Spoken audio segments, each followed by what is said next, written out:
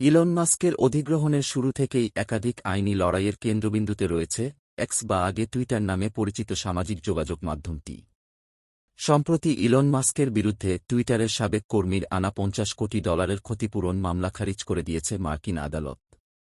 Elon মাস্কের অধিগ্রহণের শুরু থেকেই একাধিক আইনি লড়াইয়ের কেন্দ্রবিন্দুতে রয়েছে এক্স, যা আগে পরিচিত ছিল টুইটার নামে। টুইটার অধিগ্রহণের পর 6,000-এর বেশি কর্মীকে ছাঁটাই করেন মাস্ক, যাদের পুরো বেতন পরিশোধে ব্যর্থতার অভিযোগে এ মামলা করা হয়েছিল। তবে বুধবার এ মামলায় জিতে গেলেন মাস্ক। এ মামলাটি দায়ের করেছিলেন টুইটারের সাবেক কর্মী কোর্টনি ম্যাকমিলিয়ান।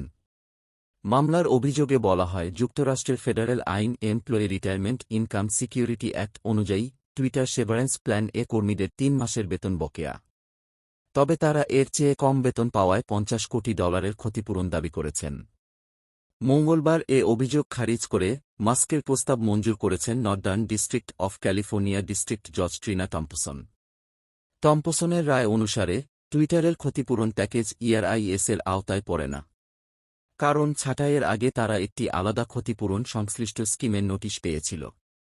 তাই আদালত মামলাটি খারিজ করে দিয়েছে।